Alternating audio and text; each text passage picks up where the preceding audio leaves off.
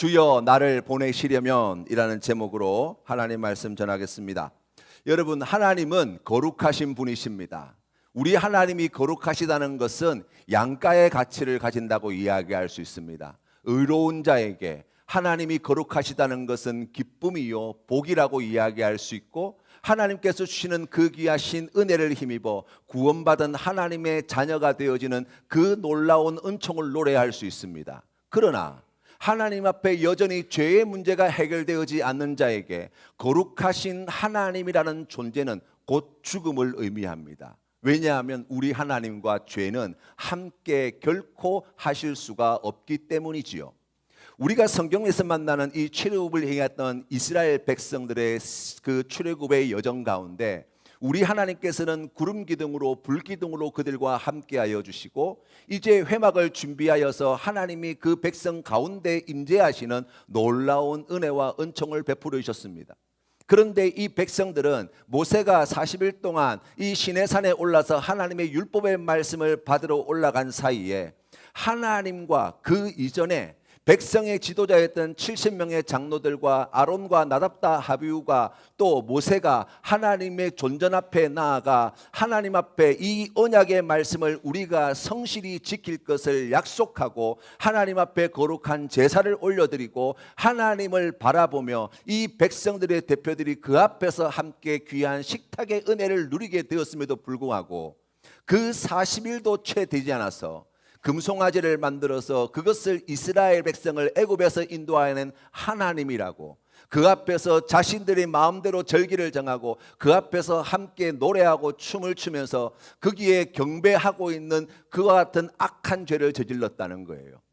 언약을 맺은 지 불과 얼마 되지 않아서 이 백성들은 스스로 그 모든 언약을 깨트렸고, 그로 말미암아 하나님께서는 진노하셔서 이 백성들의 죄값을 물으시사 그 모든 백성들을 다 멸하시고, 제2의 아브라함, 하나님께서 갈대아 우르에 있는 아브라함을 믿음의 조상으로 삼으시고 그를 통해서 거룩한 민족을 만들어내셨던 것처럼 이제 모세를 통하여서 하나님께서 새로운 나라와 민족을 준비하시겠다고 말씀하시는 지금까지 오게 되었다는 거예요.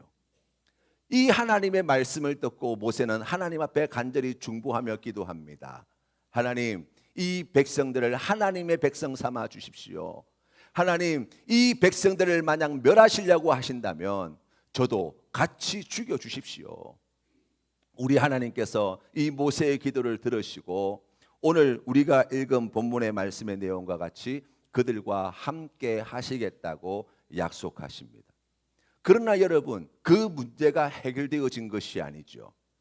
여전히 이들은 하나님을 원망하고 불평하고 또다시 죄의 구렁텅이로 빠지게 될 것입니다.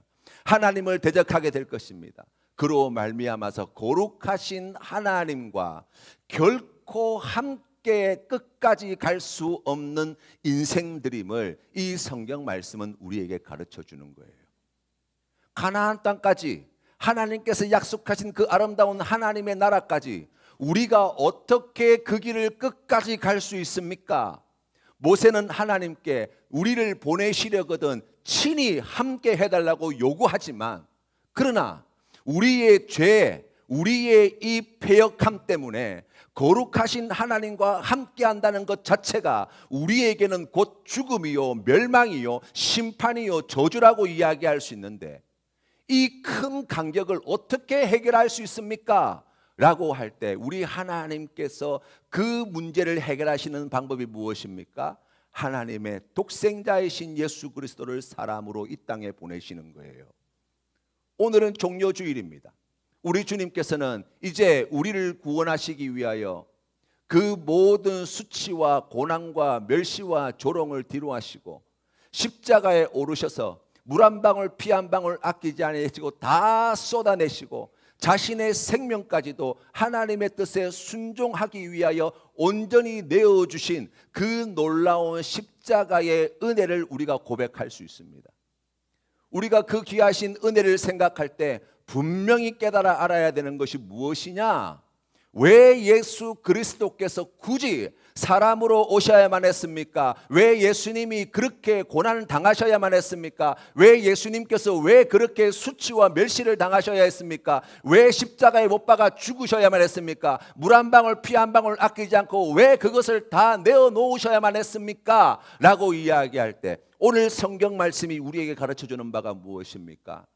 그렇게 하지 않으면 우리와 결코 함께 할 수 없다는 거예요. 예수 그리스도께서는 죄 가운데 죽어가는 우리를 구원하시기 위하여 우리의 죄가 되십니다. 예수 그리스도께서는 하나님의 진노와 심판 앞에 멸망당할 수밖에 없는, 죽을 수밖에 없는 우리를 위하여 우리의 죽음이 되어 주셨습니다.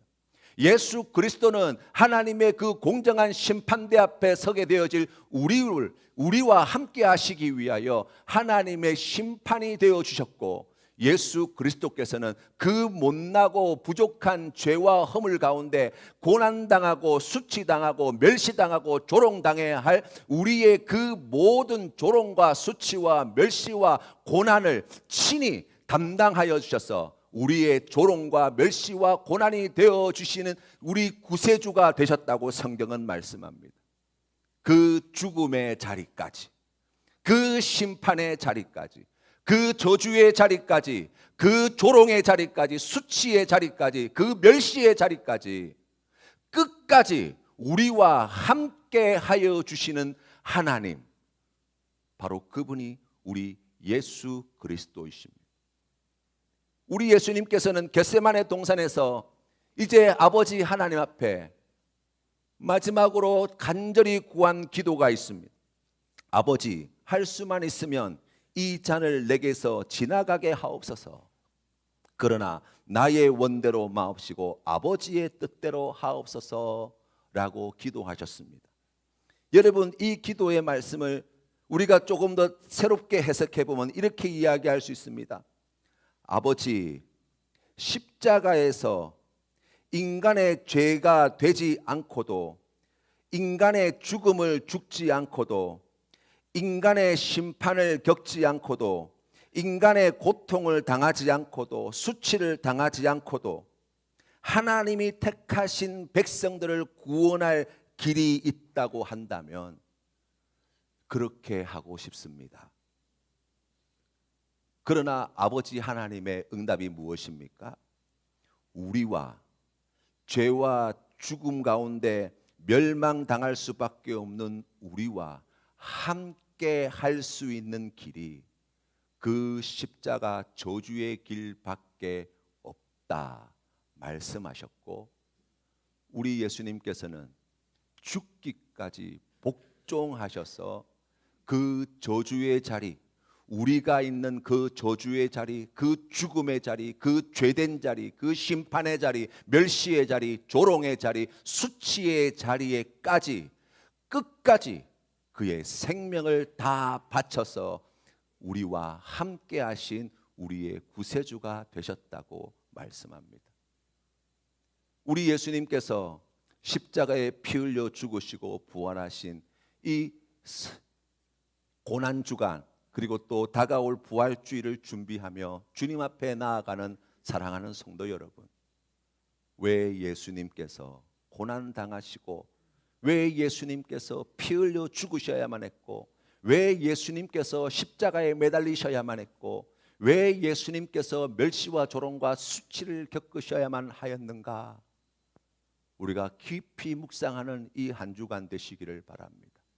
바로 그러한 죄 가운데, 비참함 가운데, 죽음 가운데 살고 있는 나와 함께 하시기 위하여 하늘 영광을 버리시고 그 비참하고 괴롭고 소망 없는 그 인생길을 걸어가는 나와 동행하시기 위하여 우리 주님께서 십자가의 길을 마다하지 않으셨음을 기억하시고 그 주님과 함께 동행하시기를 소원하시고 그 주님의 은혜를 다시 기억함으로 하나님 앞에 귀한 믿음의 고백으로 주님 앞에 나아가는 은혜를 누리는 우리 모든 성도님들 다 되시기를 주님의 이름으로 축원합니다. 주신